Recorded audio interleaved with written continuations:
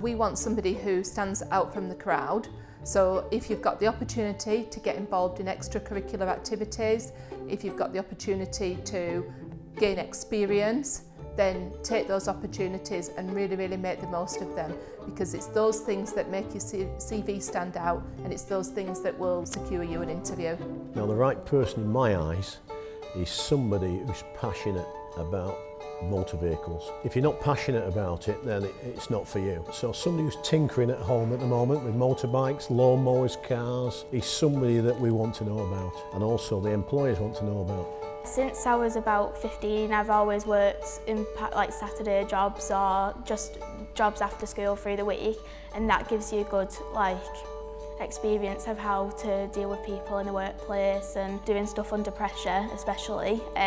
So it's definitely helpful if you get a part-time job, and that sort of sets you up for a full-time job after education. I think it is important to start work as early as you can in life, even if it's only just a couple of hours a week, to get a sense of lots of things, a sense of self-worth, that you mean something to a small firm, a family business or whatever, but also the money you then earn has more meaning to it. Organisational skills, obviously. I think you've got to be very customer orientated, professional as well as enthusiastic, and just have a keen eye to look after the guests to the best. A passion for hospitality is an honest answer. If you have the passion for the industry, you're interested in making a guest's experience the very best, then that's really where we like to start from. Functional skills, English and maths, I really believe they're required across the board, and that sort of applies in everyday life. People worry about qualifications a lot.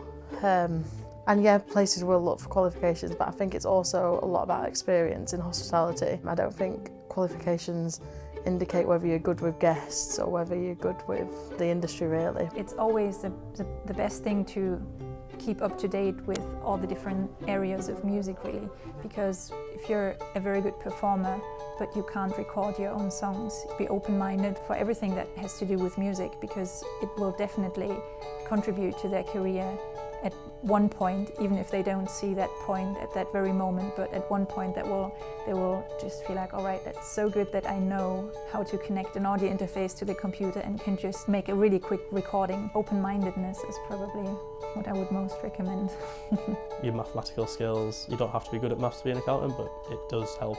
If you like and you enjoy playing with numbers, if you enjoy working with numbers, it does help. I think above everything, enthusiasm and willing to do a job.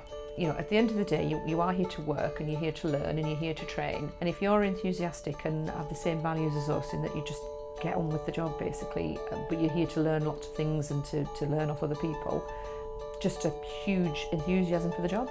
We're looking at people, you know, highly motivated, want a bit of a challenge, want a bit of, you know, a complete career change, that sort of thing. We're mainly like good people that really want to change their lives and do well. Been in 18 and a half years, been all over the world. Good for if you want a travel adventure, you know, that sort of thing, challenge.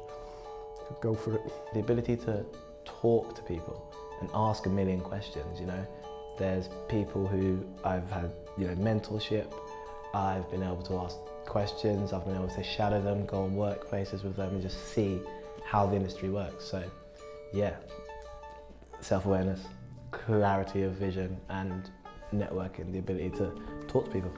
They always look for experience, and if that person would be better suited for that job because they've had, let's say, experience in physios, and you're applying for a physio role, then they might give it to somebody who hasn't got the best grades but has maybe, let's say, 200 hours experience. You just immerse yourself into all this work, and it tends to go really quickly. You never know what you're going to get. You could get any query coming through that's ridiculously basic, or you might get something that's an extremely complex situation.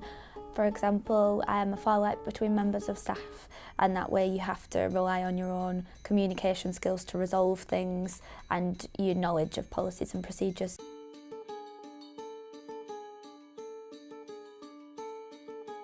Try and do what you're good at, try and find out what you're good at, and what you're good at you will like, and what you like, you'll be good at it. You've got to be yourself, because it doesn't work if you're not.